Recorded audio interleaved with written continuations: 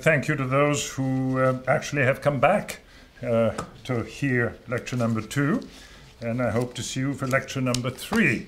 I say this in a way because, as I mentioned last time, these lectures are conceived as a unit, which is why I will plunge straight into my subject today to avoid redundant preliminaries. The destruction or defacing of works of art can result from either natural or from man-made causes. In the first category are, among others, earthquakes, floods, fire. Just think of how many hundreds of works of art were destroyed at Whitehall and many more hundreds at the Alcázar in Madrid a century later. And then when the hand of man is at work, the trauma suffered by works of art usually results either from deliberate destructive action to interventions and alterations. Some even may be well-intentioned, also to censorship, to accident, or simply to neglect. While in the mind of an artist there may be a certain finality to the work of art, the truth is, as I stressed in the first talk, the work is thrust upon the reality of history in the physical world with all its vicissitudes. One certainly is iconoclasm, a deliberate act usually motivated by politics, religion, or morality, with individual works or groups of works chosen as a target. Now, among whole groups, we can cite, and I won't show them, Savonarola's Falò delle Vanità, the bonfire of the vanities, the pyres upon which secular works of the Renaissance were tossed. We are told, there is no proof, also works of Botticelli, and you know all closer to our time, the Nazis and Entartete Kunst, and those bonfires as well.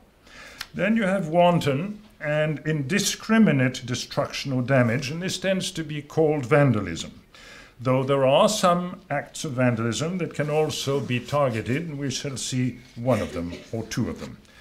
Ironically, iconoclasm can be viewed as a positive force, as when it reveals the power of perceived power of certain works, the potency of their message, of the spirits that lurk within and therefore must be eradicated, or simply the values with which they are endowed and that also must be erased. Iconoclasm is actually a stage in an artwork's existence.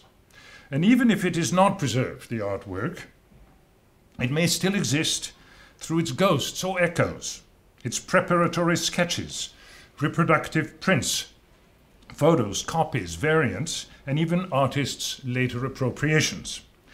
With advanced scientific and technical means, we can now reveal, like a palimpsest, many of these hidden lives.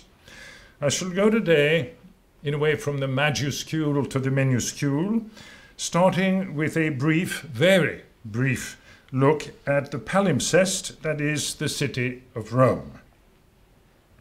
For Rome is a fascinating case study in itself, not unlike, on a grand scale, what we will find in individual works of art. In Rome, natural causes have taken a huge toll, as you know, earthquakes, fires, floods, rain and frost that are lethal to stone.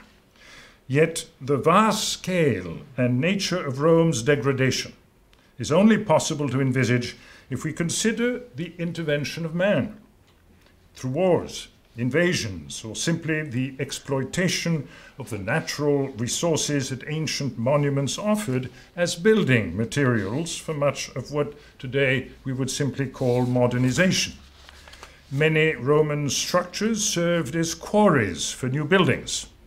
Some were totally destroyed for the creation of sanitation projects, thoroughfares, aqueducts, and whole monuments with their surrounding quarters were sacrificed.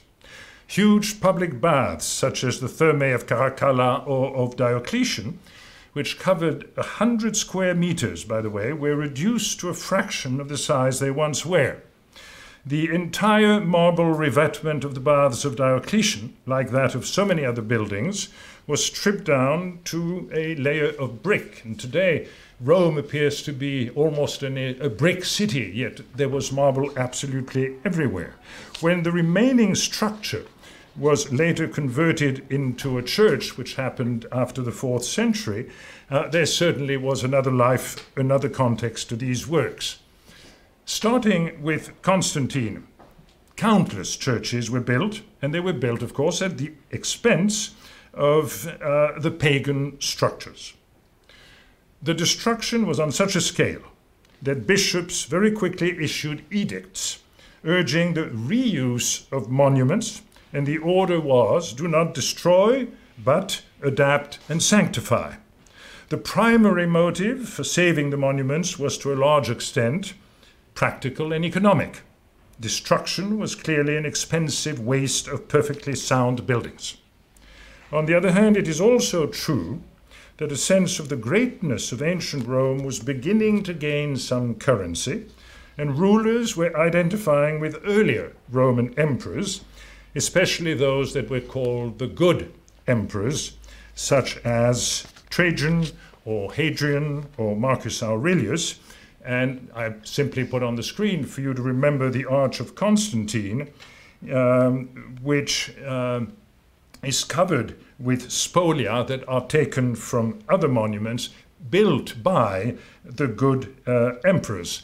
It didn't stop, of course, Constantine, as you see on the lower right, from substituting his head for that of Hadrian in the relief of the hunt of the wild boar.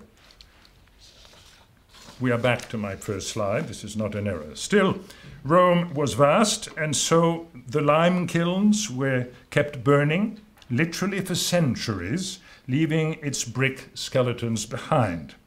These instruments of destruction, the lime kilns, were so large that we actually know some of their names. There's one called San Adriano, and it was set up just for the burning of marbles from the imperial forum. There was another devoted only to the baths of Agrippa, and not just masonry was sacrificed, but statuary as well. Here is what the humanist Fiammino Vacca writes in 1584. A foundation wall which runs under the Hospital of St. John Lateran is built entirely of fragments of excellent statuary. I saw there knees and elbows modeled in the style of the Laocoon and the Belvedere Apollo. And then he adds, in the walls and foundations of an old house which stood near San Lorenzo fuori le Mura, which was pulled down to make room for a square, 18 to 20 portrait busts of emperors were discovered in the infrastructure. The more precious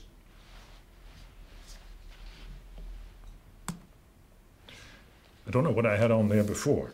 The more precious colored marbles were frequently spared to be reused in churches, as in the pulpit of Salerno or the floor of the Cathedral of Pisa. Now, so much for this little excursion into the vicissitudes of ancient Rome. This was not just, as you might think, an indulgence on my part. There will be many echoes in what follows. Earthquakes across the ages took their toll of both buildings and works of art inside, and you are surely aware of the disastrous ones earlier this year in 2012 in Emilia-Romagna.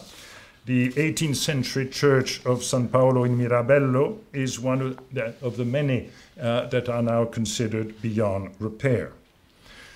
Among natural disasters, there have been floods, of course, and we shall return to the 1966 events in Florence in a moment. The baptistry is on your left. Floods can also be man-made, events with not much unforeseen consequences, where thousands of archaeological sites and putative sites are destroyed in exchange, as in ancient Rome, for modernization projects, notably in Turkey and China, with the building of huge dams and the consequent destruction of literally thousands of sites in those two countries, and they're not the only ones. And I should devote at least 1/2 a minute to the mention of a whole modern chapter with many sub-chapters that include such things as rhetorical destruction. such as the Futurists' manifesto calling for the demolition of museums, to Man Ray's object called Made to be Destroyed. This is the metronome to which he attached an eye cut from a photograph. The object exists still. It is now called Indestructible Object because of so many clones having been made of it that actually inhabit a number of art museums. And then, of course, there are the self-destructing sculptures of Tinguely.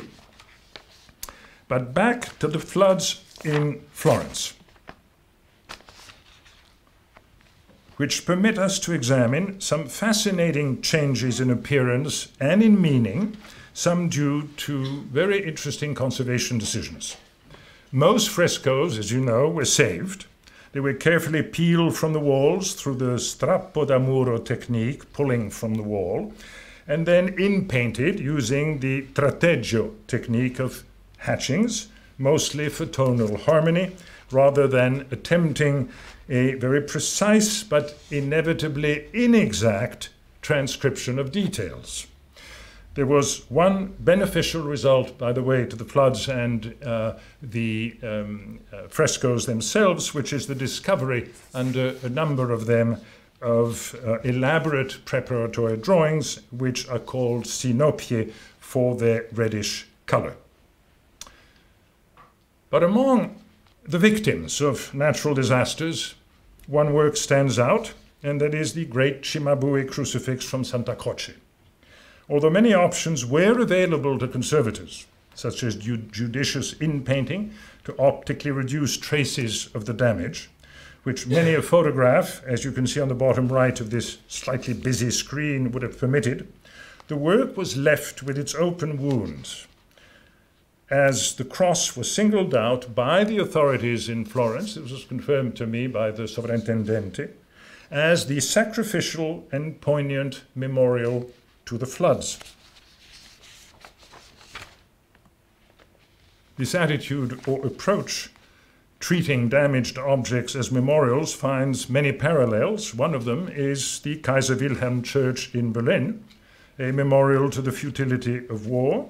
However, here it is not a major work of art that is sacrificed as symbolism in not having been either raised or rebuilt. It's a rather ordinary 19th century church.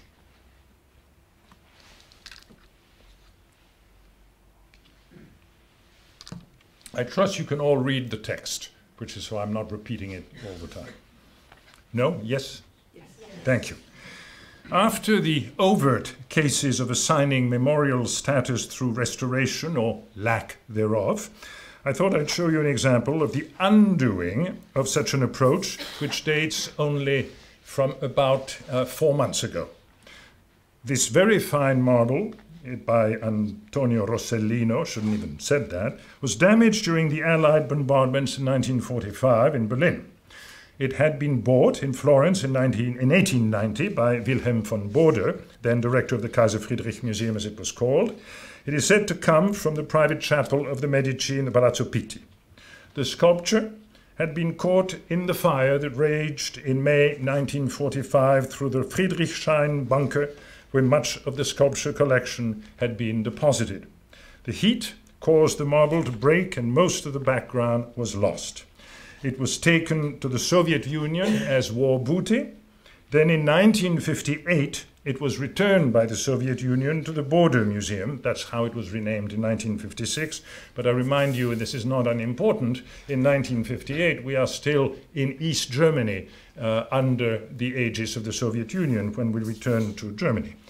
So for 54 years, the relief was exhibited in the state in which it returned from Russia, as you see it here, with the surviving fragments mounted on a false marble slab, false meaning it is in Renaissance. East Germany often left the damages of war to works of art visible for ideological reasons, in effect making the work hostage to a single moment in time, that time being World War II. As it turns out, A 19th century plaster cast of the Rossellino did exist in Charlottenburg, which of course is in West Berlin, and it guided the conservators in their filling in most of the missing parts of the marble relief. One is next to the other on the screen. Nevertheless, it has taken a very long time after reunification to arrive at the point of actually deciding to restore the piece, more than 20 years since it was done only a few months ago. Now I show it next to the damaged piece. The question remains, it generally always will in such cases where second guessing is a well-practiced art, should the relief have been that extensively restored? A great deal of recent recarving occupies the background that is itself a new addition, and the end result differs in many details even from the plaster cast, which itself is obviously some distance away from the marble as it originally looked. Paradoxically, although restoration decisions are among the most frequently made, as museums are continually re-examining their collections, they still remain among the single most important decisions that you can make about a work of art, as the results inevitably change, often drastically, how the work looks and how it will be received, as the interventions, even when elements of it are reversible, do affect the very physical properties of that work. The work of art is, after all, and we must never forget it, a historical character. It was created at a fixed point in time and at no other, and certainly not ours. Also, the restoration can only reveal the present state of the original materials, undoubtedly changed and often degraded, and the present moment's conception of what the work should look like, also changed, and to be kind, I won't say degraded.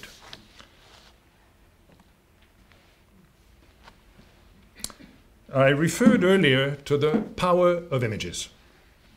The following examples confirm that power and even the threat of images through their deliberate destruction or mutilation to rid them of the spirit that is believed inhabits them, or of a powerful and alien agency, or to simply eradicate the memory of the thing or person they represent. This is the damnatio memoriae. I will come to the crosses that you see on the foreheads, I hope you do, in a moment. Breath and sight resided in the nose and eyes, and in the ancient Near East, as with the example of the ruler of Lagash Gudea, the mouth would be the target, as the affective agency of his portraits were inseparable from speech. In the 5th or 6th century AD, when these late Hellenistic heads were mutilated, they were viewed as true manifestation and not representation only of the referent. They were its embodiment. They carried his spirit and his power, and thus they had to be neutralized by the smashing of the noses and the eyes, where, as I've said, the spirit was felt to reside. These portraits were not only brutally hacked with the intention of purifying them, but a cross was also carved onto their foreheads to give them, in a way, a new life, or new life. What purpose did these heads serve? It is said that some were incorporated in the decoration of churches. One isn't quite certain. For the Aphrodite on the right, it is, of course, not the pagan hero who is rendered harmless, but a subject of idolatry. There are beautiful slides. Would you do me the favor of sitting here? That's perfectly all right. I thank you for coming. I needed a glass of water.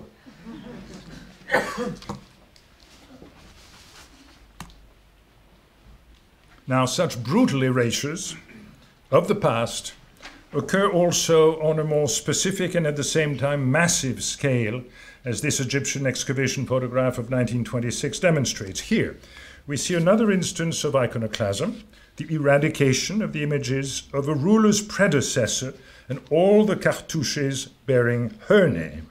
She is Queen Hatshepsut, Egypt's longest reigning female pharaoh, and it is Thutmose III, her successor and stepson, who may have felt that eradicating all traces of the queen would legitimize what was an uncertain right to succession. In any event, all her portraits were smashed and disfigured. In this photograph, the fragments of the head of the queen are assembled without mortar or any fill, and it shows the extent to which the damage was deliberately inflicted, and it also demonstrates the very difficult choice that faces the conservator in the museum.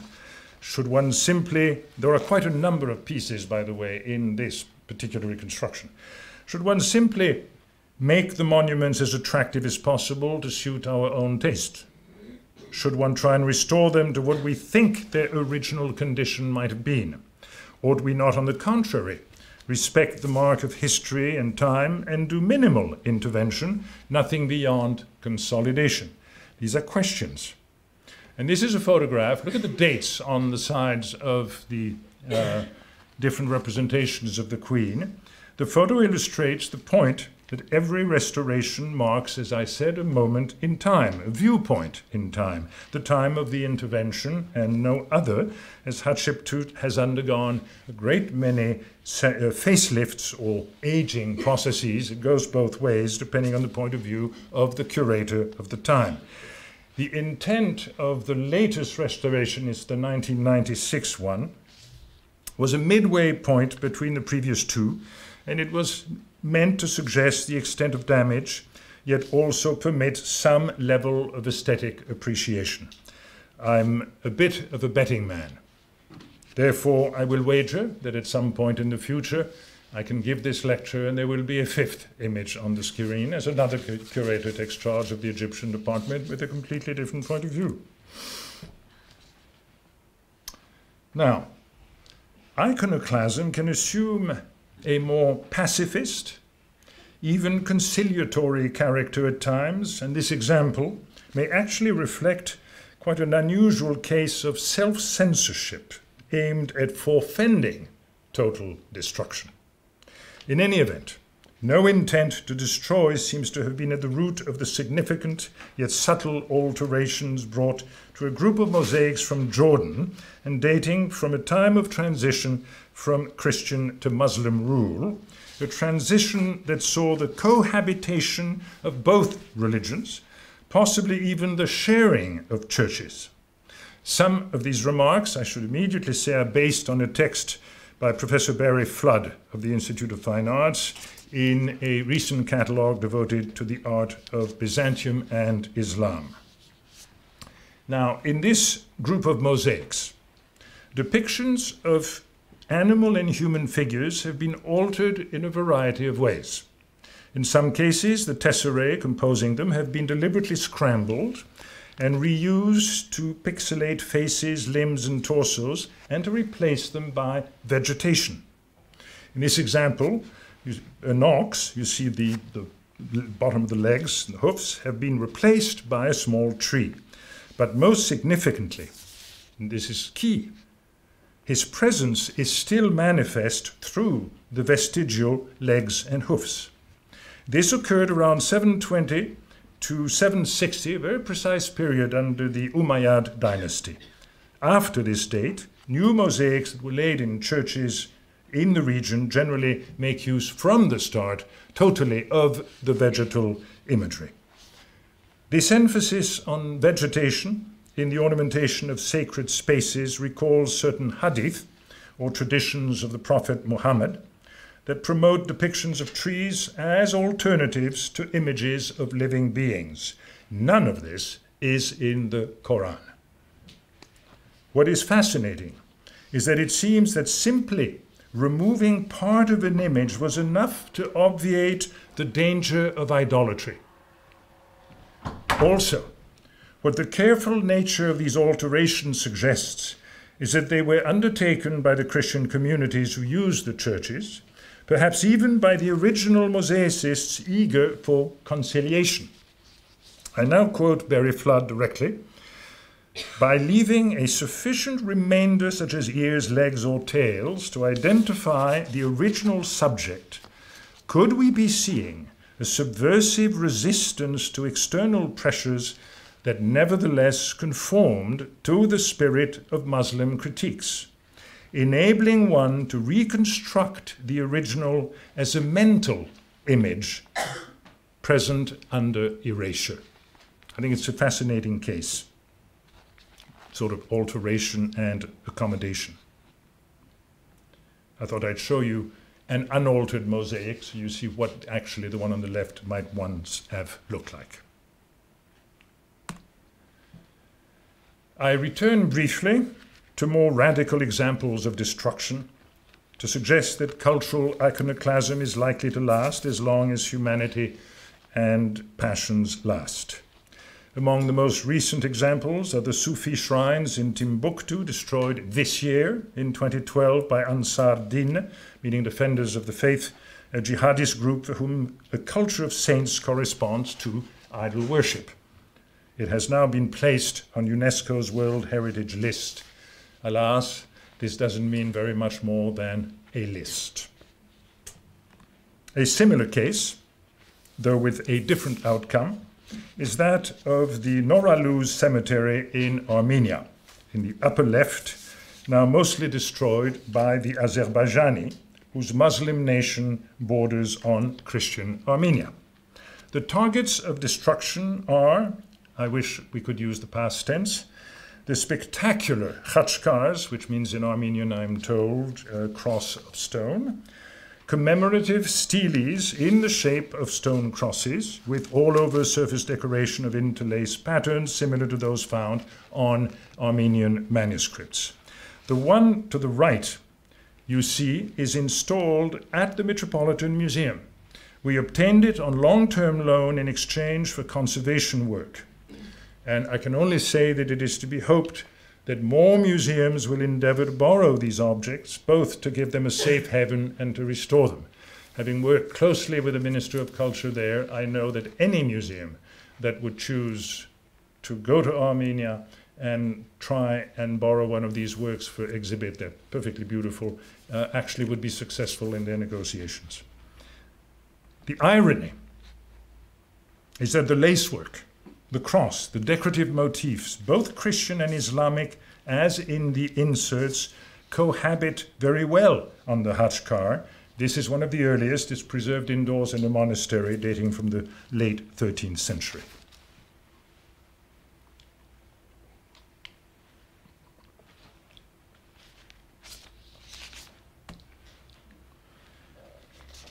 It is on the matter of the Bamiyan Buddhas, however, that I wish to spend just a little bit more time. The obliteration of the Buddhas by the Taliban in 2001, all local politics aside, reinforced the widespread notion that Islamic culture is implacably hostile to anthropomorphic art, when in truth it was instead episodic and usually conducted by a minority of radicals.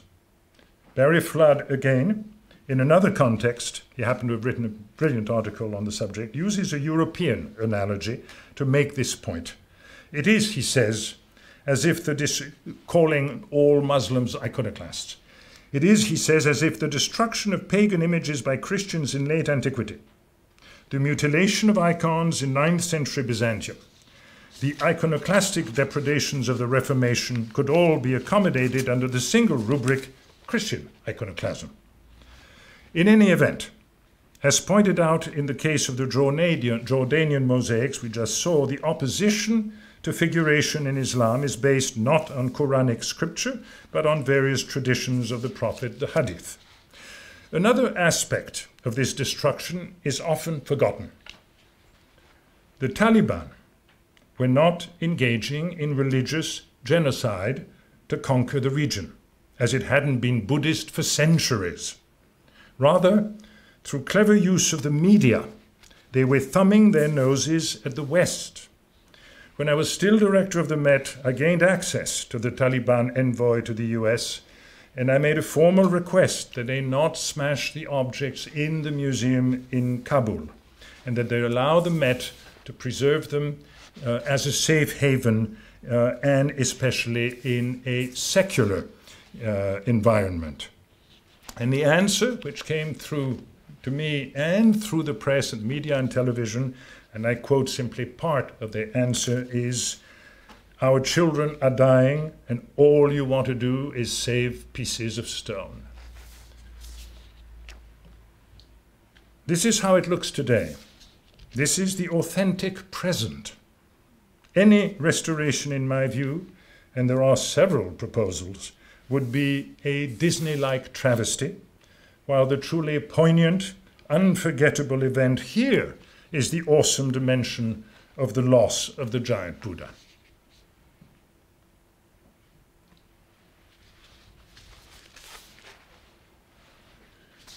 Such politically motivated desecrations of works of art are not limited to the East, and one of the most disturbing examples in Europe has to be that inflicted on Notre-Dame de Paris during the revolutionary period.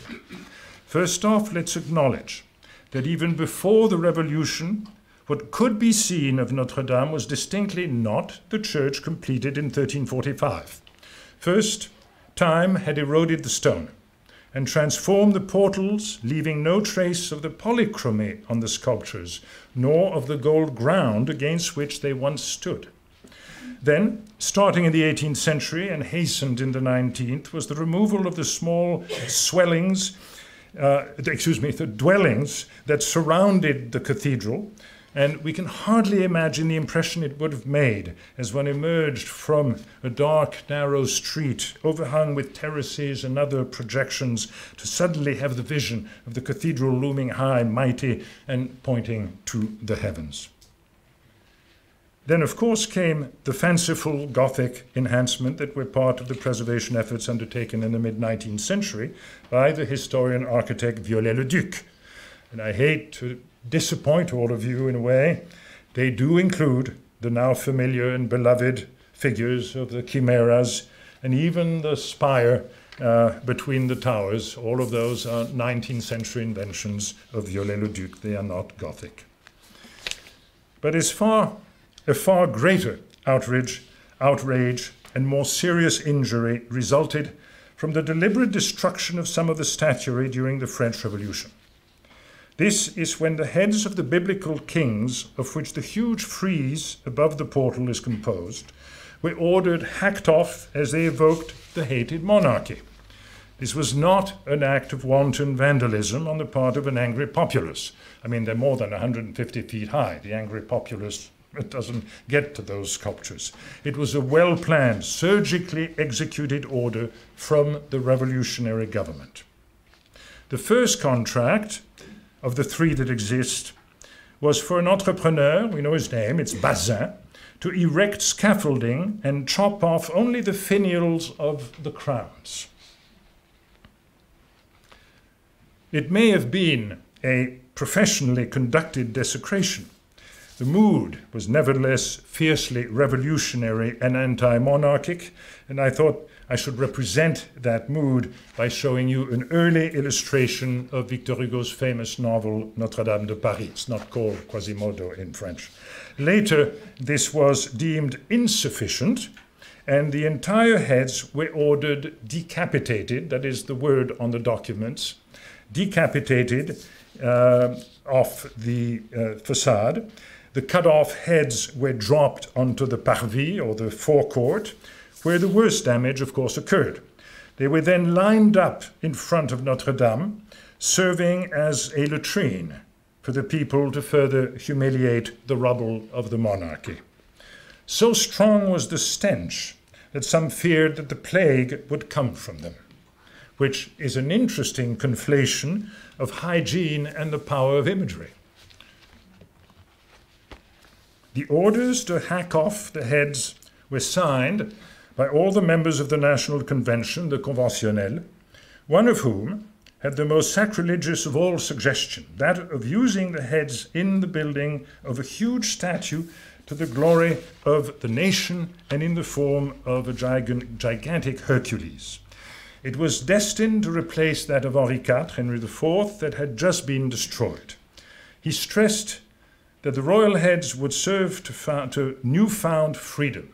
As he put it, les statues mutilées par la justice nationale pourront pour la première fois servir la liberté. And who was this conventionnel? He was the painter Jacques-Louis David, who had also voted for the beheading of both Louis XVI and Marie Antoinette. Now, that this great artist should have had so little respect for the cathedral and its statuary is actually not surprising. Politics aside, remember that Gothic architecture was distinctly out of vogue. Indeed, the term, like that of Baroque, is a pejorative one. And in addition, David was the great exponent of the very opposite of the Gothic. He was the great neoclassical painter. So for him, there was no artistic desecration in ordering the decapitation of the heads. Further injury was done the Gothic masterpieces of sculpture through a third mutilation, when the bodies were also hacked off the facade. In the 19th century watercolor, we see here the bodies used as bornes, as stone markers, and some were rescued thereafter. You see 3 of them on the bottom, and they are in the Musée de Cluny. And I suspect it may have been Alexandre Lenoir, the founder of the Musée des Monuments Français, who actually urged that these be rescued. This is pure speculation on my part, but it is plausible. The episodes in the lives of these wretched statues, however, are far from over. In 1977, while digging a trench to lay a pipe in the courtyard of the Banque Française du Commerce Extérieur, French bank, doesn't exist anymore, there occurred one of the most amazing episodes in the history of medieval archaeology, and by pure chance. Workmen's shovels struck stone, and very soon it became obvious that a momentous discovery had been made. Over a dozen over-life-size stone heads were buried in the backyard of the bank. The foreman alerted the authorities, who recognized the heads instantly for what they were, the long-lost kings of Notre Dame. The slide shows the heads more or less as they were found. They had been protected by a layer of plaster, indicating a real intention to preserve them, and all of them pointed in the direction of the cathedral. Whoever moved them and buried them clearly had wanted to protect them, perhaps even restore them someday to the facade. Now, we have a lot of documents of these periods, and we actually know the buyer's name, and it's amazing what good archives can tell us. He was a royalist, and so it's plausible that indeed he had buried them in that way for some day with the restoration of the monarchy to go and fetch them and put them back on Notre Dame. The heads of the kings from the facade have now been permanently desacralized. They reside in the Musée du Moyen Âge in Cluny. An interim moment of their troubled life was also a brief stay at the Met for a special exhibition. As you can well imagine, the day after I heard of the fine, I was on the phone with the Minister of Culture asking for the loans. And what you see here on the bottom is the installation in the Musée de Cluny, a permanent installation, a much more lapidary, even lighted installation, whereas the Met used a rather more dramatic one for its special exhibition.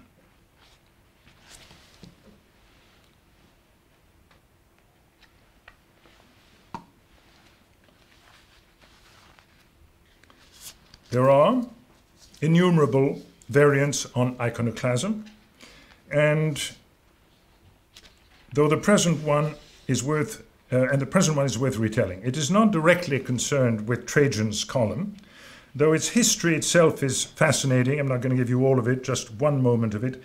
It came very close at one point to be destroyed. This was in 1162, when a church was to be built on the site it occupied in Rome.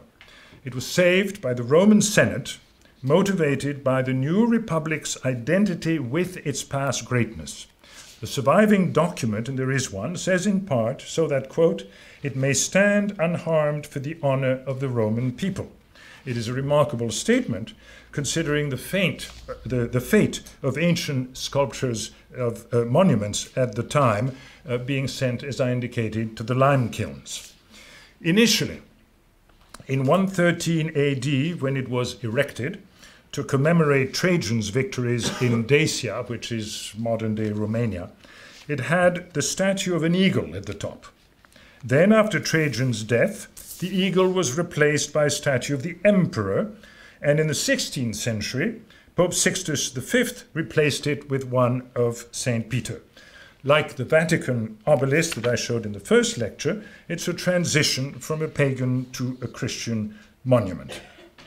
But the case study I want to spend a little more time on is that of its clone, the Colonne Vendôme in Paris.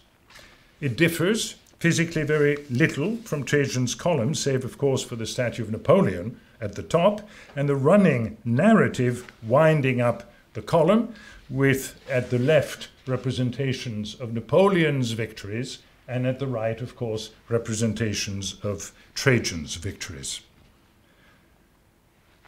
The column of the 1860s and today's column may look the same, but to Parisians now and to Parisians then, it is a very different monument.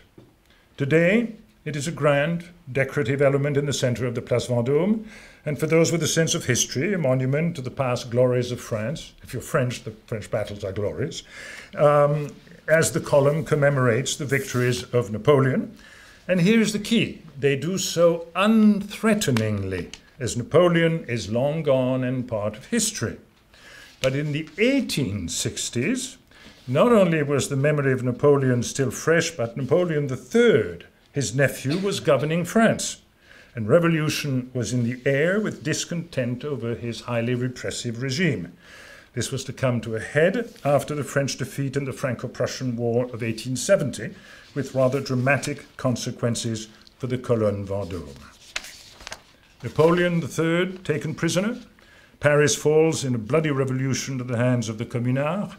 The most symbolic action they can take is before your eyes. And just as David spearheaded the desecration of Notre Dame, so it was again a very well-known artist, Gustave Courbet, this time, who advocated the toppling of the Colonne Vendôme. And I quote him, "Inasmuch as the Vendôme column is a monument devoid of all artistic value, tending to perpetuate by its expression the ideas of war and conquest of the past imperial dynasty, which are reproved by Republican nations' sentiment, I, Citizen Courbet, express the wish that the National Defense Government will authorize me to disassemble this column."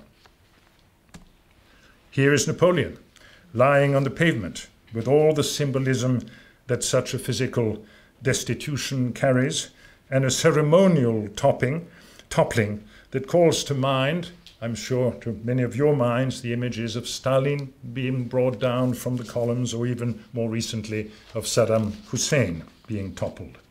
The column, incidentally, as you well know, was rebuilt. It happened in 1817 under the Third Republic.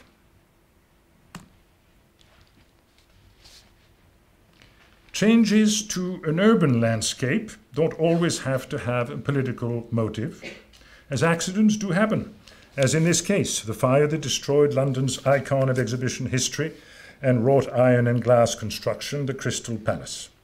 Conspiracy theorists continue to ascribe a sinister motive to the event, not very successfully, I think, as they view the date, 1936, as indicative that there may be some action on the part of Nazi Germany. The other great cast iron building that is contemporaneous with the Crystal Palace is the work of architect Pierre Baltard. It is or was Les Halles in Paris. It too was destroyed, but in this case, deliberately. The culprit was, we go back to my images of Rome, city planning, renewal, so-called modernization. When the engineers from the Ponts et Chaussées imploded this monument, they destroyed one of the last living, lively, populous, noisy, and superbly gastronomic vestiges of the Paris of Balzac. This loss is irretrievable, and it is a matter of debate whether the Centre Pompidou, built on its very center, makes up for it. Somewhat related as a case study is that of the Palais Royale, whose interior courtyard is depicted in this print. You can't photograph it like this anymore, and we'll see why.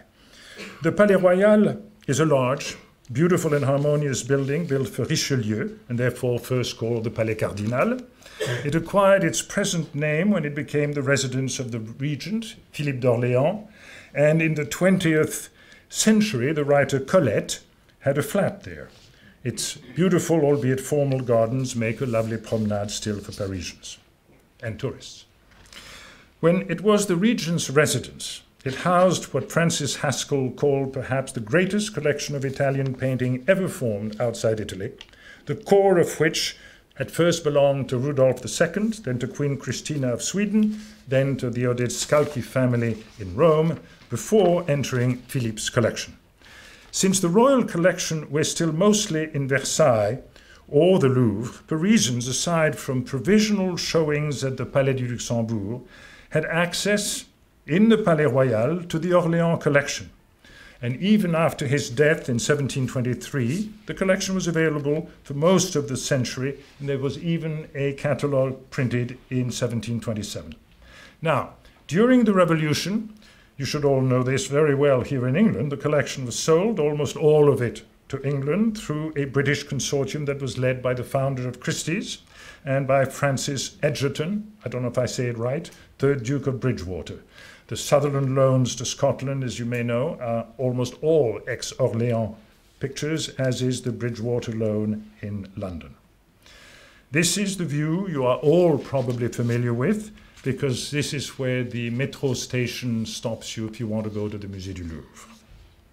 Now, in my next slide, I may be tipping my hand in what I say about it, which is that I admit that I actually thought of placing this photograph under the rubric of vandalism. The principal reason being that the artwork of Daniel Buren, it is called Colonne, is not a temporary installation, it is a permanent one. They really cannot be removed. To me, that is the key.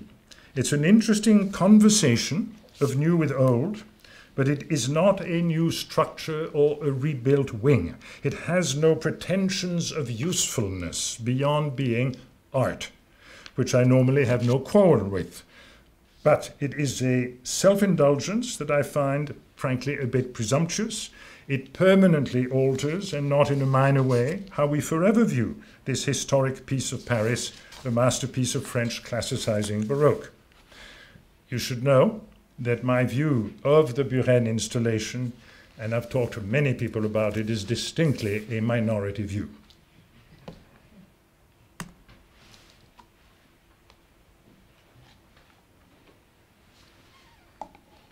Very briefly, an example of different states of a building, simply to show that not all human interventions need be radical. Most loggias in Florence, of which there were many, have been walled over the years, and here the elegant Loggia Rucellai, after designs of Alberti, as it appeared in the mid-19th century, was open all but one side, and they were often used during the Renaissance as open-air markets. In the 1980s, we see the loggia totally walled in and used as a store. And the next photograph I took recently, today, with some concern shown for its original architecture, the loggia has been glassed over, so you can see the vault revealed. It is still serving mercantile ends. I said earlier that politics and morality were frequent motives behind various acts of vandalism. Let me set the stage, I won't spend time on it, it's a very well-known example, by reminding you of what happened to the Rokeby Venus.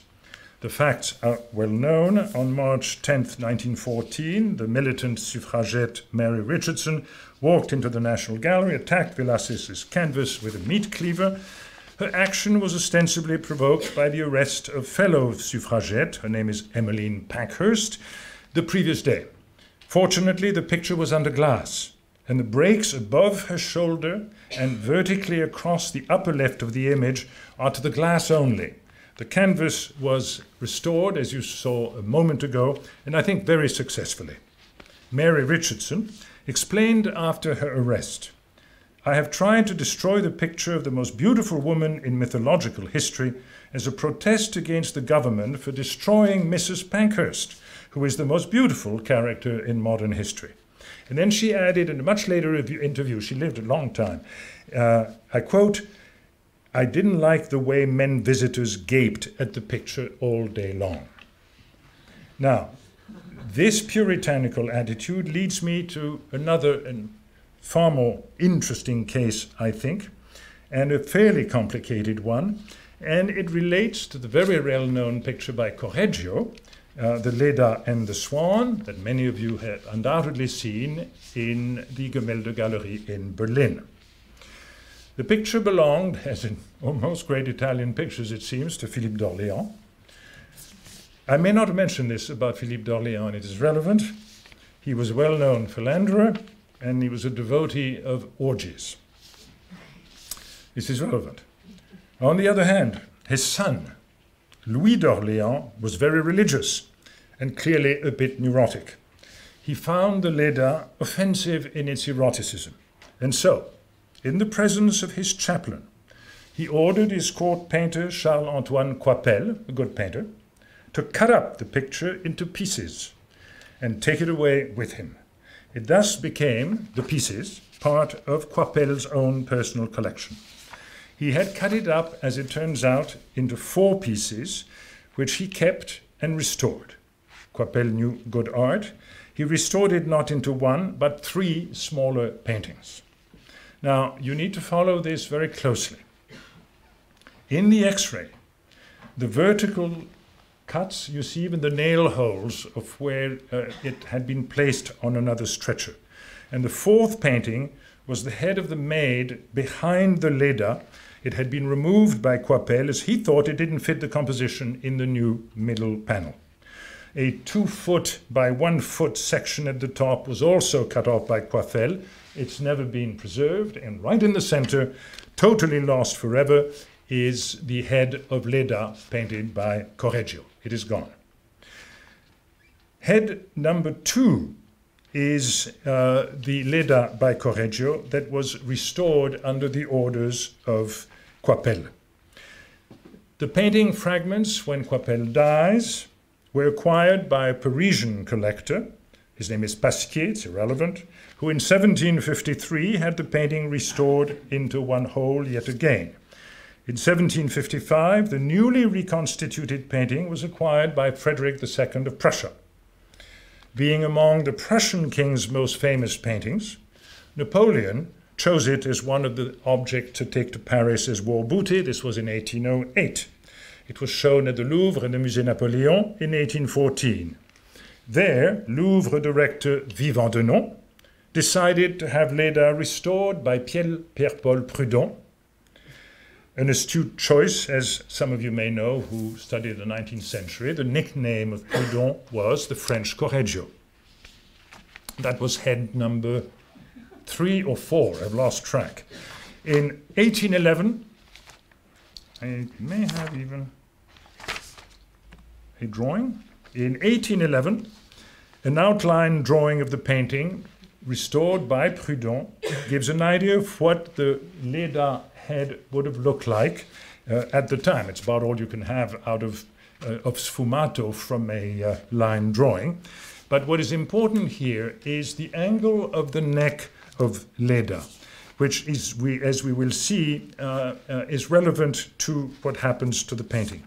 After the Congress of Vienna, the painting is of course returned to Prussia. The Germans didn't like the way it had been restored. So 25 years after the 4th restoration, their restorer, a Herr Schlesinger, restored the painting, head number 5 for Leda. And the key here is also the position, and we're able to compare it now to the work of Correggio in a certain way. Me go on from there. I think you got the identification on the screen. German curators with whom I've spoken believe this was done for nationalistic reasons, that the French-looking head of Léda by Prudhon was therefore replaced. I'm not so sure that's true. But in any event, what is significant is that Schlesinger has placed the head less inclined than Correggio's in the copy on the right, which has to be a faithful copy, by the way. It was done shortly after Correggio, and every other part of it is very faithful. So I think we can surmise that the head of Léda in the original painting by Correggio is as you see it on the right. But the head of Schlesinger is much more upright. The head of Prudhon was somewhere in between. Correggio's pronounced cant of the head is rather more voluptuous, and probably is what contributed to Louis d'Orléans losing it, as one would say today. On the other hand, Schlesinger's head makes Léda more look like a heavenly goddess, and it was perhaps not intentional, as it reflected the taste of the day and of its owner, Friedrich Wilhelm III, who we know venerated Raphael. The Berlin curators believe Schlesinger had in mind for the pose and the eyes especially the Colonna Madonna of Raphael, which was also part of the Prussian collections. There are other material changes in Schlesinger's restoration, such as the repositioning of the maid's head, but I think I have made my point. Remember, so often in the many lives of the work of art, what we see today is a far cry from what left the artist's studio. In my view, the painting has actually come out remarkably well from its travails, and one simply hopes that a zealous restorer is not going to attempt a sixth or seventh, I've forgotten, head for Léda. The picture has acquired an overall comfortable look that one would hate to have destroyed. I just thought I'd show you a work by Prudhon so you understand why he is called the French Correggio.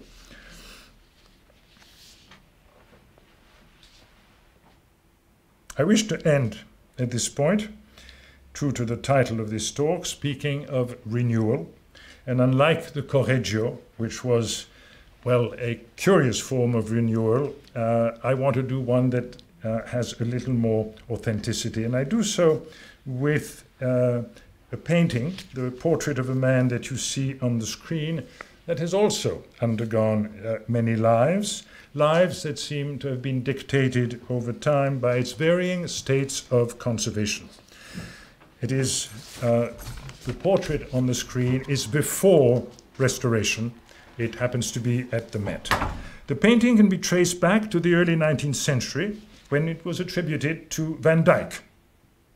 By the mid-19th century and for the next 50 years, it was catalogued as a Velázquez. In the early 1900s, when it was in Germany, it was displayed as Schule von Rembrandt.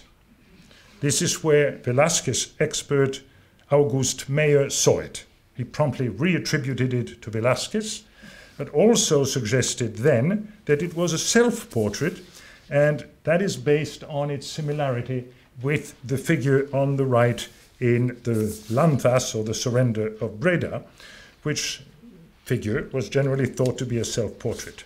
A bit later, in 1924, Meyer changes his mind and attributes the picture to Juan Bautista del Mazo, Velázquez's pupil. A year later, only in 1925, when it was in the hands of dealer Joseph Duveen, Meyer did another about-face and reattributed it to Velázquez. Now, to what degree he was influenced by Duveen's pressure, and even more importantly, his emoluments, we cannot be sure. This is before restoration again. Unfortunately, Duveen had it gussied up to look more finished, to disguise past interventions and its somewhat sketchy character. He did this through the scumbling on of paint and the addition of heavy coats of varnish, in other words, applying a kind of deadening white noise to complete the illusion. That's what you have on the screen. Soon after World War I, the Met acquired the portrait as a Velázquez from Duveen, which it remained through the 1960s, when Velázquez authority, José López Rey, published it as a tenable attribution, though not conclusively because of its compromised state. In the 1970s, Rather than removing the old varnish, the restorers at the Met added more, further obscuring the facture, and the curators again downgraded the painting, but again school of Velázquez, and that was made even more manifest, it seemed, to the curators in contrast to the unquestioned masterpiece Juan de Pareja that had then been acquired by the Met, and by contrast it seemed that the demotion made a great deal of sense. 2 years ago, when the Met began work on a catalogue of its Spanish pictures, senior conservator Michael Gallagher decided to treat the self-portrait. The results are astounding. The old attribution to Velázquez was rehabilitated, and the current world expert on Velázquez, Jonathan Brown, published the work as autograph. The painting is now, by the way, on loan to the Prado, and it is hanging among all the paintings by Velázquez and holds its own, I will say, very well. This is the before and after picture. And here you are looking at a couple of washed out slides, sitting in an auditorium. You are not looking at the pictures themselves. And so what I say, you have to accept to a certain degree on faith, which is that to remove Duveen's toning and overpainting is much more than merely making the picture lighter and brighter. It has revealed all the modulations in the rendering of the features, details, highlights that sculpt the face, that give it real presence, a sense of life that contrasts markedly with the deadened version before treatment. But remember, nothing is ever simple or clear-cut. At the moment, Jonathan Brown and the Met curators are quarreling over the identity of the sitter. For Keith Christensen, the Met's curator of paintings, it is a self-portrait, just as is thought the figure in the Lanzas of Velázquez. The disagreement here is not on the identification of the Met portrait with the figure in the Lanzas, but on the issue of whether either one is a self-portrait, because Brown does not believe the figure in the Surrender of Breda is a self-portrait. As he says, for Velázquez to have placed himself so prominently in an official painting, commissioned by the king, would have broken with etiqueta. So, it is on a note of scholarly argumentation that I end, as a reminder that in the world of art, there are no absolutes, that categorical statements or judgments are just as likely to be reversed as not, and that change is the constant, as we shall see in my talk tomorrow. Thank you very much.